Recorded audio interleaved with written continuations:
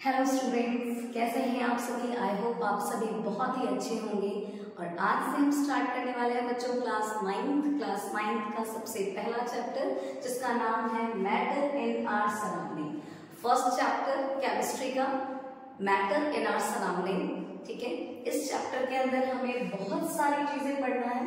अब इस चैप्टर में कौन कौन से टॉपिक हम कवर करने वाले हैं वो हम देख लेते हैं। सो चैप्टर्स के आउटलाइंस क्या क्या हैं।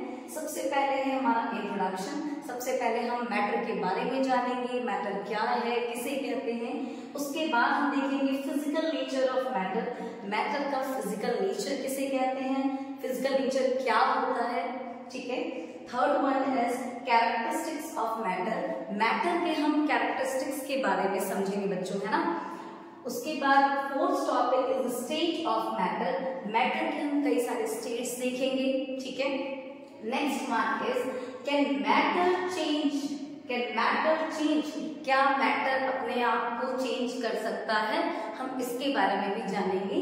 And last topic is evaporation, हम लास्ट टॉपिक इसके इवैपोरेशन के बारे में पढ़ेंगे।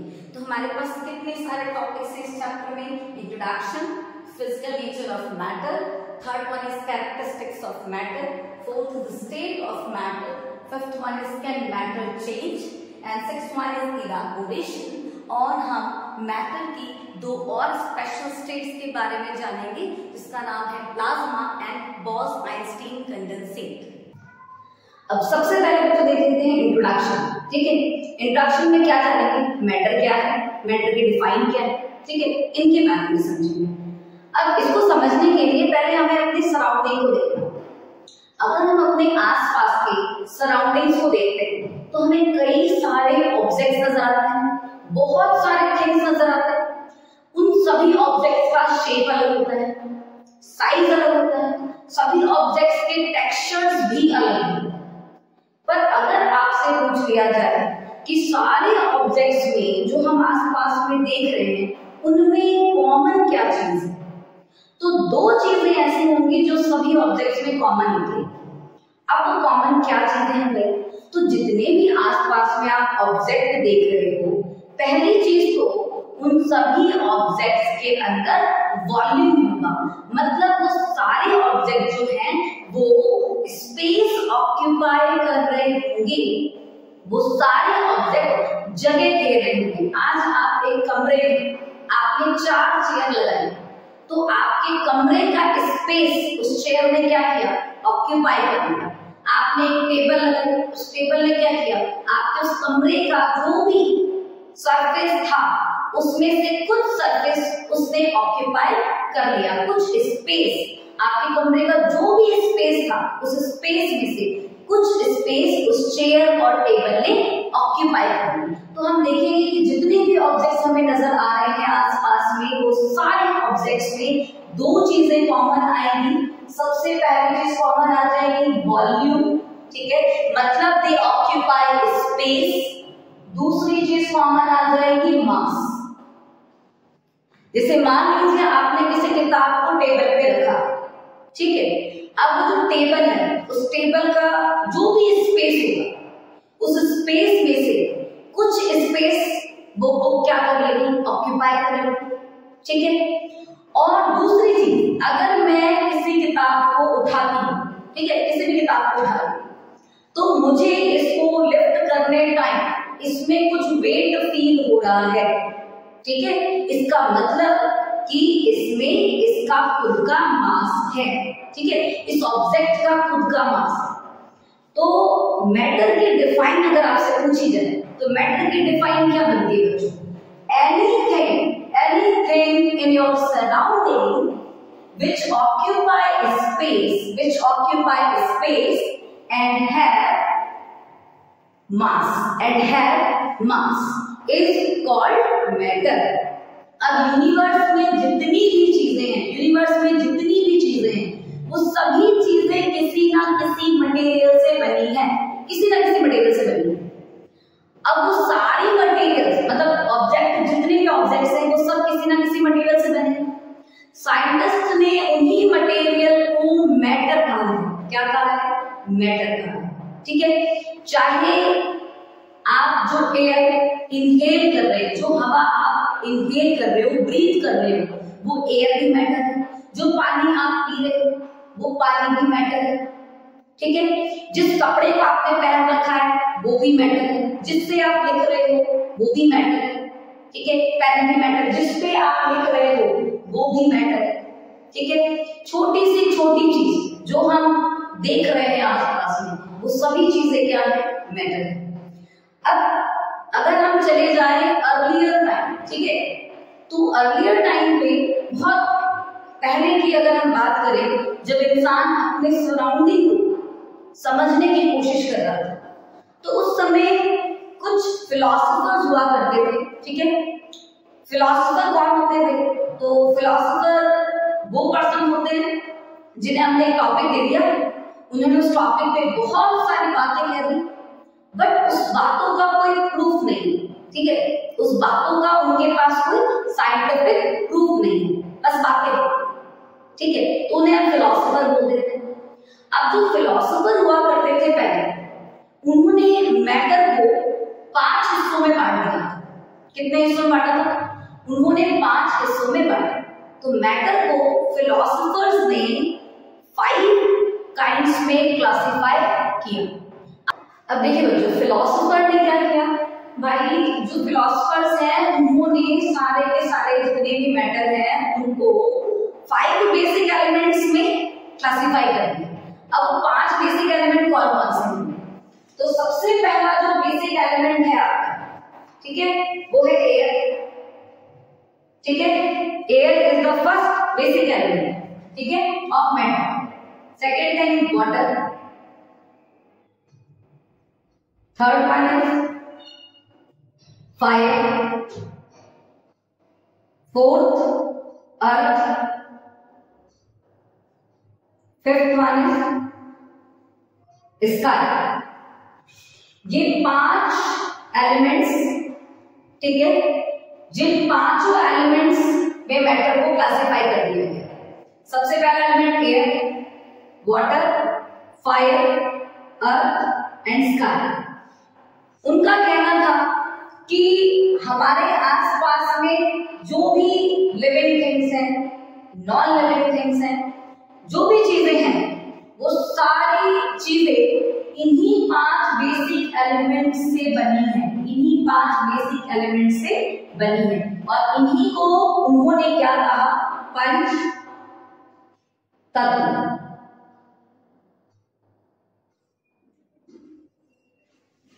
क्लियर? अब बच्चों ये जो पंच तत्व की कहानी है, ठीक है, ये जो 5 एलिमेंट्स की बात है, ये इंडियन फिलोसोफर्स ने दिया, ठीक है। उसके बाद एंशिएंट ग्रीक फिलोसोफर्स आए, तो उन्होंने भी कुछ इसी तरीके के कॉन्सेप्ट हमारे सामने रखा, ठीक है। उसके बाद हमारे पास कुछ मॉडर्न साइंटिस्ट आए, ठीक है। अब जो मॉडर्न साइंटिस्ट हैं उन्होंने क्या किया, उन्होंने मैटर को क्लासिफाई किया, पर उनका क्लासिफिकेशन इनसे अलग था, ठीक है। उनका क्लासिफिकेशन मैटर को लेकर क्या था, 2 तरीके से मैटर को उन्होंने पढ़ा। सबसे पहला उन्होंने फिजिकल प्रॉपर्टी देखी, ठीक है। सबसे पहले मैटर की स्टडी हम किसके बेसिस पे करेंगे, फिजिकल प्रॉपर्टी के बेसिस पे करेंगे। और दूसरी चीज केमिकल,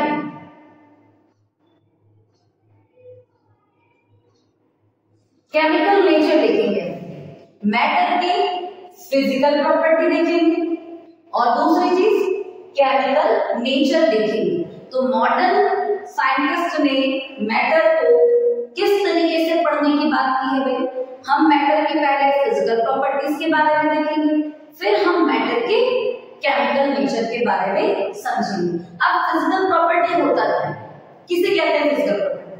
तो भी फिजिकल प्रॉपर्टी का मतलब है कि आप किसी भी ऑब्जेक्ट को जब आप बाहर से देखते हो तो उसकी आउटर अपीयरेंस कैसी है, ठीक है। जैसे अगर मुझसे कोई पूछ लिया जाए, मतलब मुझसे कोई पूछे, ठीक है, या मेरे फिजिकल प्रॉपर्टी के बारे में पूछे, सबसे पहले क्या देखेगा?